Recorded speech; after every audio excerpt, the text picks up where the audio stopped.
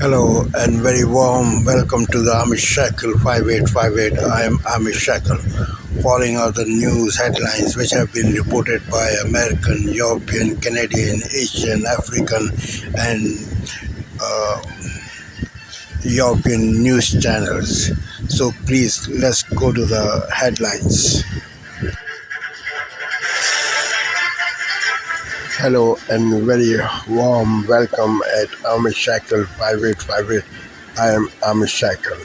Following news have been reported by American, European, Asian, African, Australian news channels and the news agencies. So please let's go to the headlines.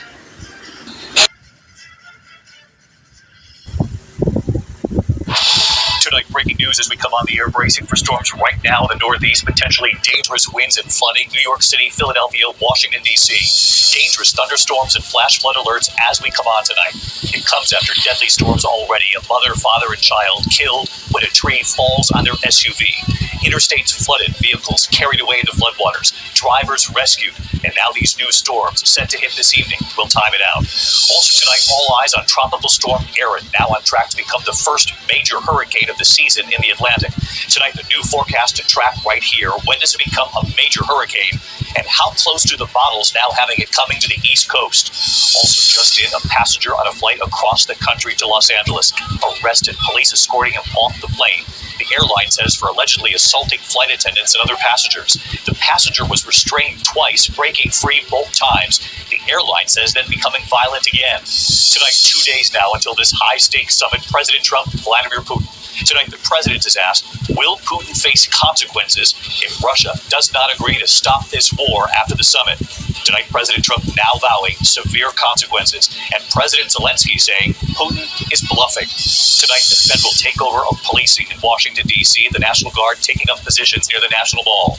President Trump now saying he wants this takeover to be long-term. Tonight, the harrowing images right here. For the first time, we're seeing what police encountered after a gunman opens fire outside a casino, killing 3. A short time later, opening fire on police.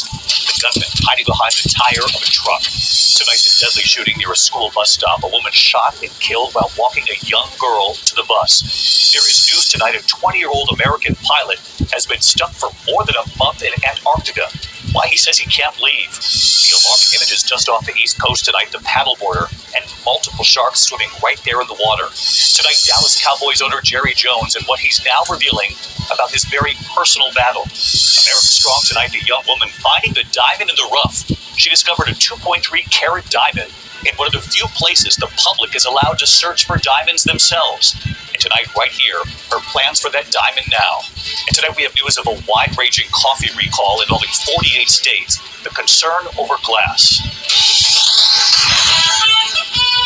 From ABC News World Headquarters in New York, this is World News Tonight with David Muir. Donald Trump. We don't deserve him. MAGA rejoices over Trump's choices. This morning, the press announced his picks for the Kennedy Center honors. They include country legend George Strait, Broadway, obviously some of his relatives are here, Broadway star Michael Crawford, wow, Sylvester Stallone, Gloria Gaynor, and a band known as Kiss. I guess he's waiting to announce my name at a later date. But I wonder, has he been asked to host? I've been asked to host. They said, I'm the president of the United States. Are you fools asking me to do that? Sir, you'll get much higher ratings. I said, I don't care. I'm president of the United States. I won't do it. They said, please.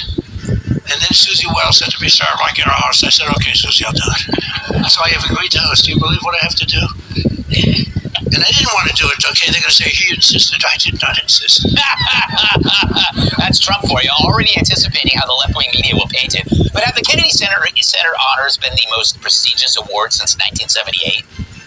Since 1978, the Kennedy Center Honors have been among the most prestigious awards in the performing arts. I wanted one. I was never able to get one. This year, it's true, actually. I would have taken it if they would have called me. I waited and waited and waited. And I said, the hell with it. I'll become chairman. And I'll give myself an honor. Maybe I'm going to honor, next year we'll honor Trump. Well, at least he's honest. If you can't get the award, take over the place that gives the award, and then give yourself one. Fun fact, that's how I won Miss Teen USA 2002. The diets at that time, James, were amazing. Do you feel that there's a cultural vibe shift? That like now we're just like, we were always under the assumption that culture was for the other people. And now we're kind of like, you know what, we're going to take the Kennedy Center Honors too. We got podcasts, we're taking over humor, because you people aren't funny, you're not interesting. Well, I love how Democrats actually make this a big issue. Ever since he started cutting funding for the Kennedy Center, oh my God, he's ruining culture, he's ruining the arts. During the Biden administration, 40%.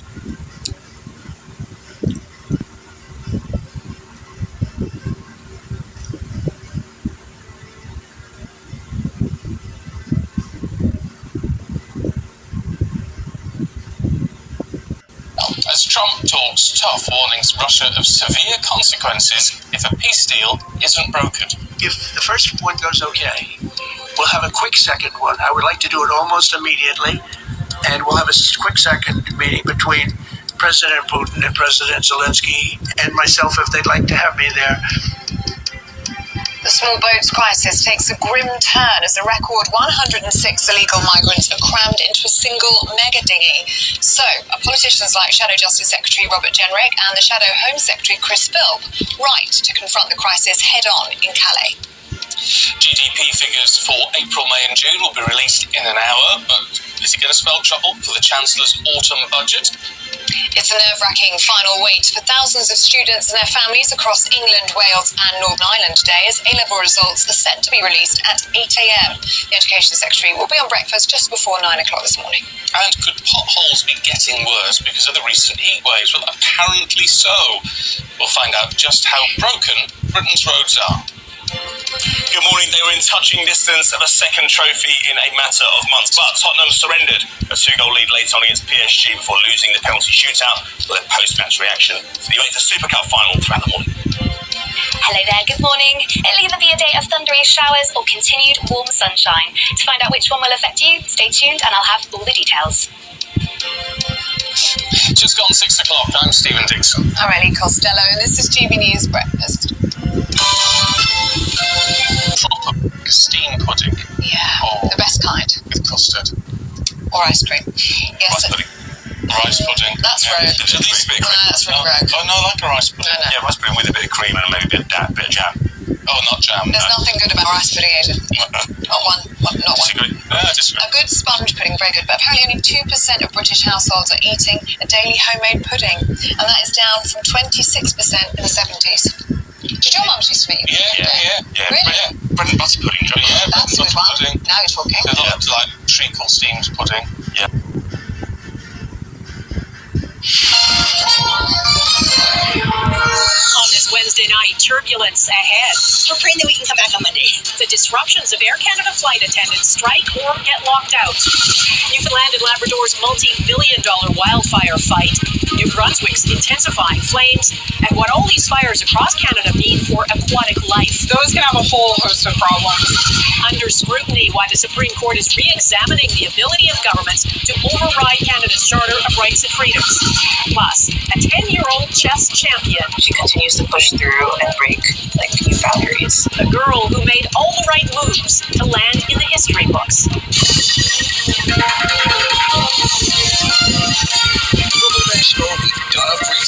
Good evening and thanks for joining us. Canada's largest airline appears to be heading towards a major disruption right at the height of tourist season. The union representing Air Canada's 10,000 flight attendants has issued a strike notice that would take effect at 1 a.m. Eastern on Saturday.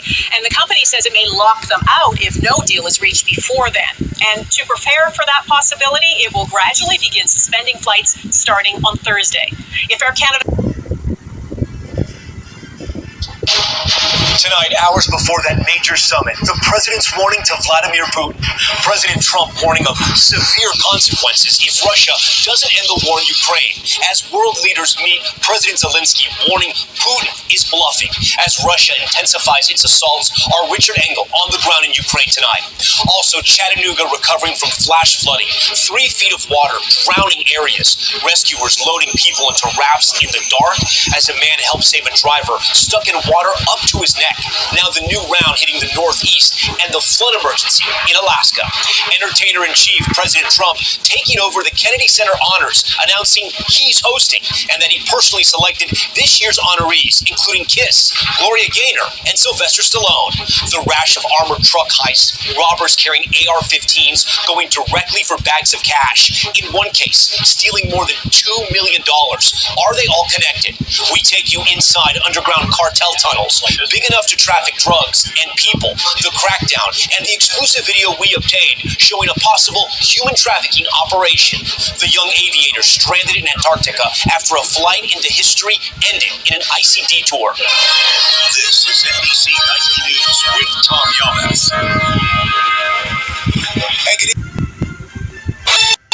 From CBS News headquarters in New York, this is the CBS Evening News.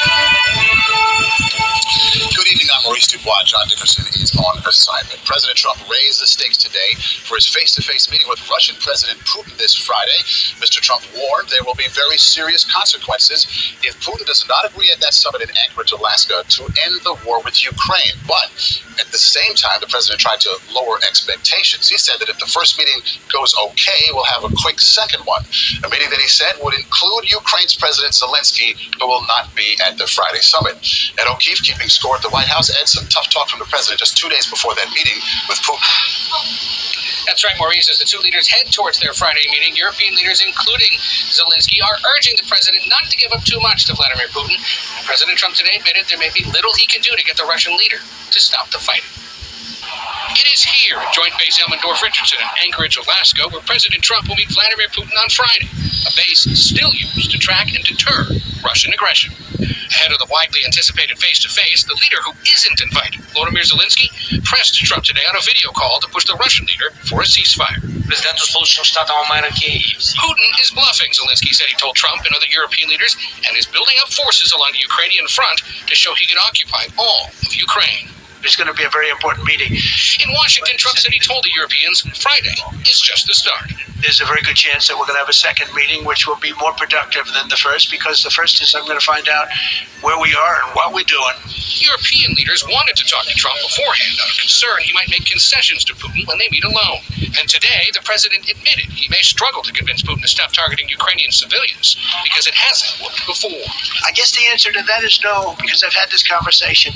Ben Jensen agrees. He closely tracks the war for the Center for Strategic and International Studies. Putin's not going to stop that, but you still have to have him sit down, talk to the president, meet Zelensky, to even figure out what you can get him to stop doing. Doesn't Putin already win because he's getting this meeting? He's getting it on U.S. soil, he's getting it at a military base, and he's getting Trump one-on-one?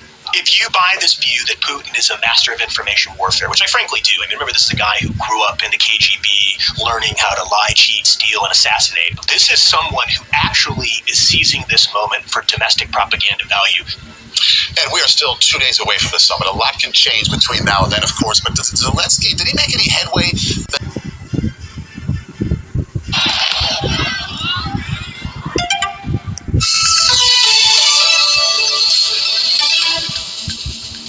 This is DW News, and these are our top stories.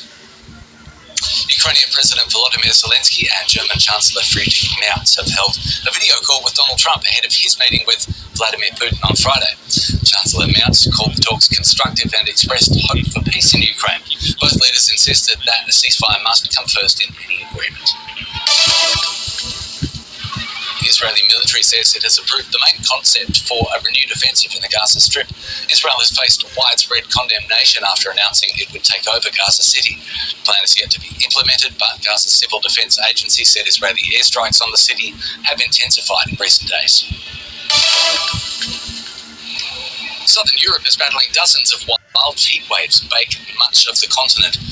Portugal has deployed more than 2,000 firefighters and 20 aircraft to douse 5 major blazes. Wildfires have intensified near Greece's third largest city, Patras. This is DW News from Berlin. You'll find much more on our website at dw.com.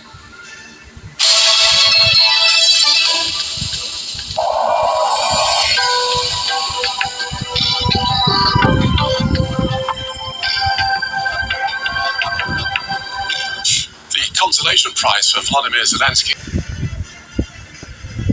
Correspondent, Tuesday at 8 on ABC and ABC iView.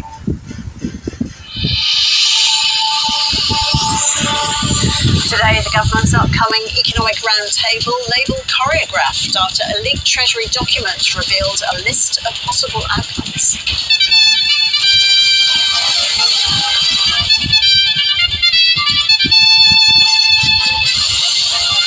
The Children's Commissioner calls for urgent action to address what she calls a national child safety crisis.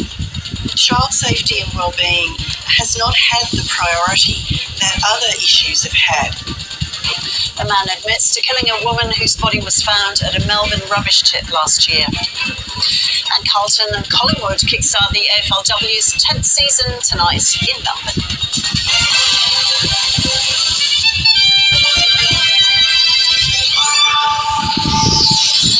Hello and welcome to ABC News. I'm Ross Charles. Treasurer Jim Chalmers has confirmed that his department...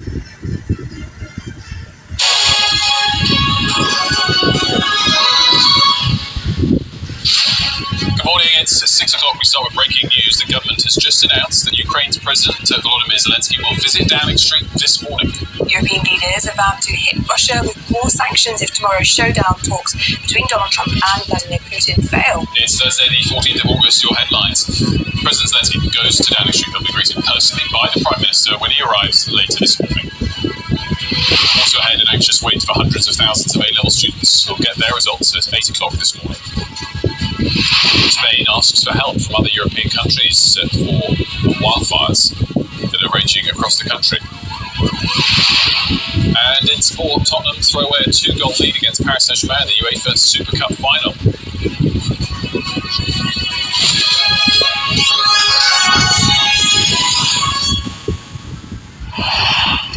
Very good morning to you. We begin with that breaking news. Ukrainian President France 24.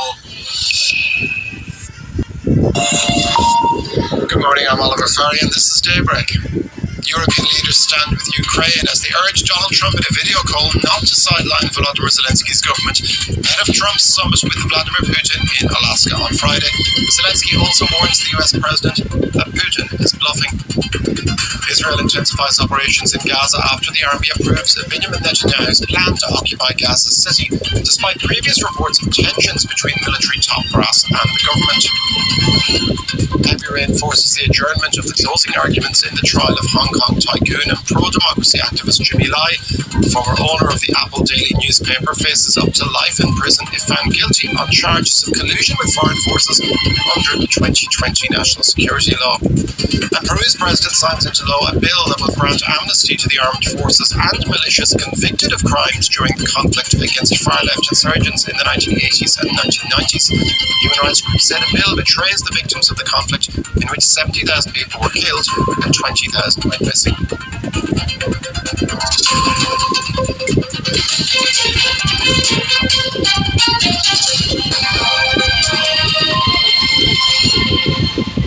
Two days before Donald Trump and Vladimir Putin's meeting in Alaska, European leaders met by video conference along with Ukrainian President Volodymyr Zelensky to address the US president to underline how Ukraine should not be sidelined in ceasefire talks with Russia. Caroline Baum and Antonia Kerrigan report.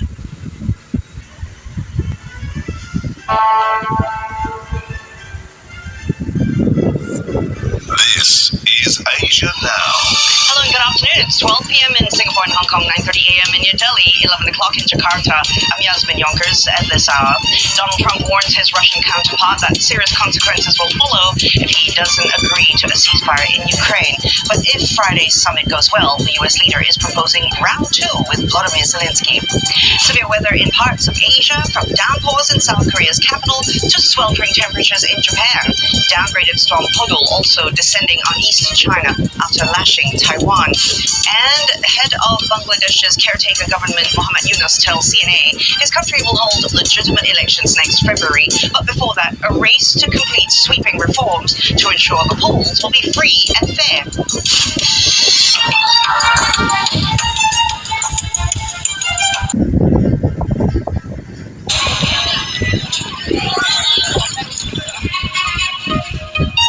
Africa News.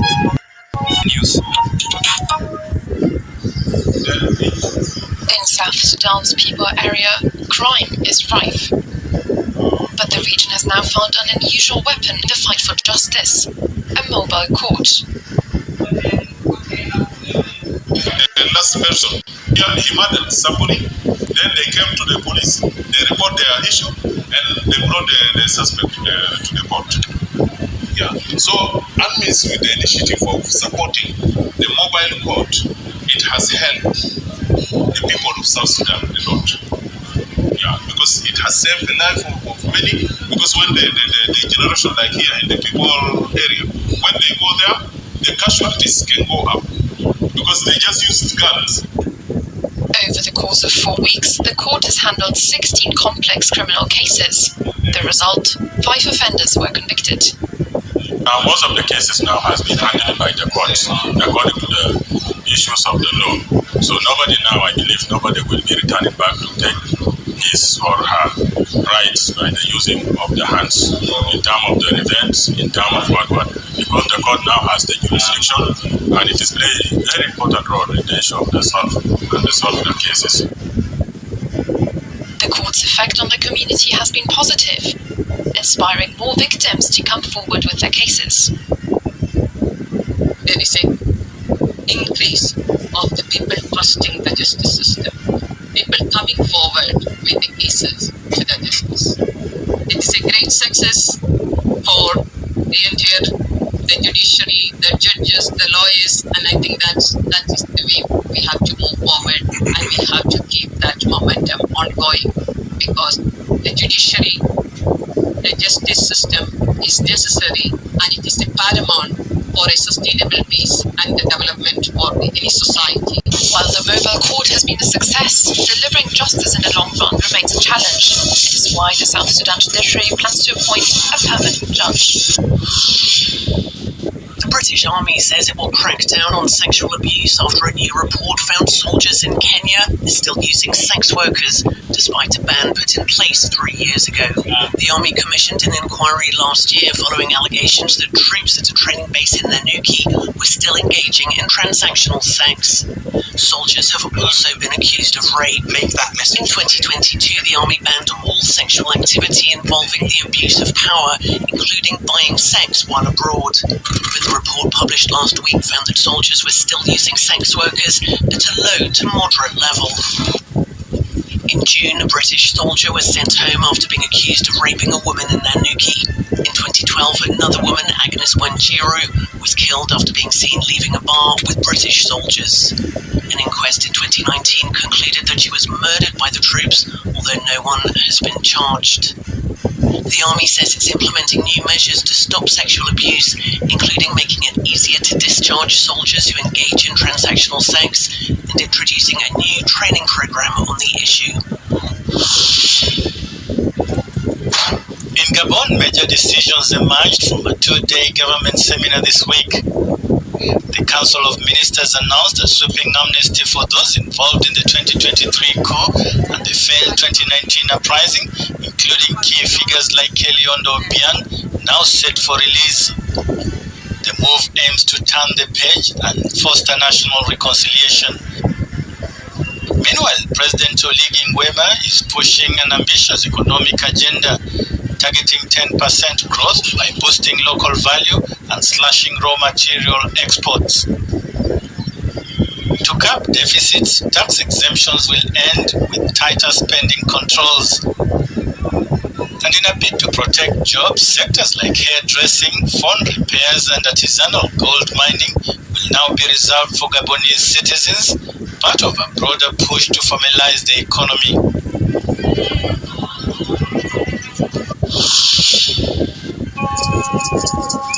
As the diplomatic diplomatic row between Peru and Colombia heats up, this group of shaman are performing a peace ritual in the hope of ensuring good relations between the two countries. The ceremony took place on San Cristobal Hill in the Peruvian capital, Lima.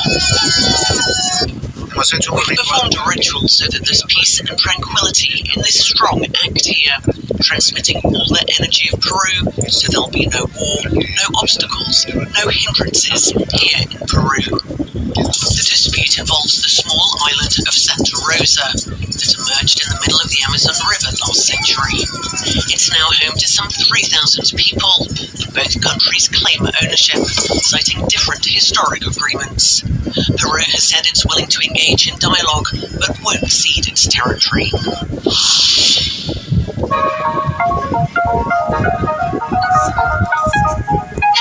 Africa News.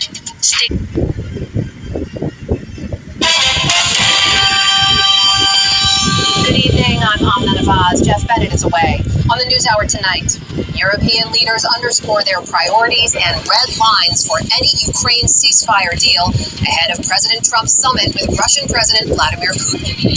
National Guard troops begin deploying on the streets of Washington, D.C., even as funding is cut for community-based crime prevention efforts nationwide. Why would you want to stop something that's not just saving people's lives, that's bringing quality of life to a community? And how deals for some tech companies to pay the U.S. a percentage of their chip sales in China reflect President Trump's larger views on security and capitalism.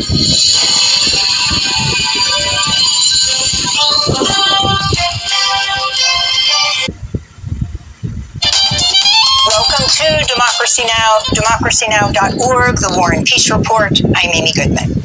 A delegation of Hamas officials has arrived in Egypt for a new round of talks on securing a ceasefire deal for the Gaza Strip.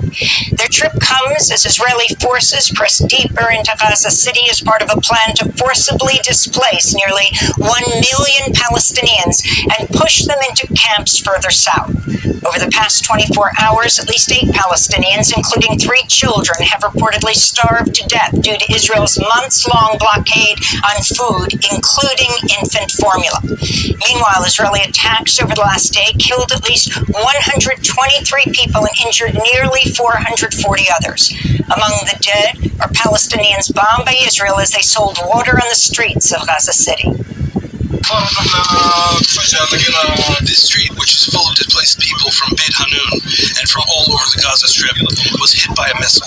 There are 3 martyrs here, women and children, selling water. As you can see, here's the blood, and here's the shrapnel. We are innocent people sitting in our homes, not knowing when this war, this genocide by the Israeli... Thank you for watching Amish Shakil 5858. I am Amish Shakil. I hope you will visit again. Have a good life. Bye-bye.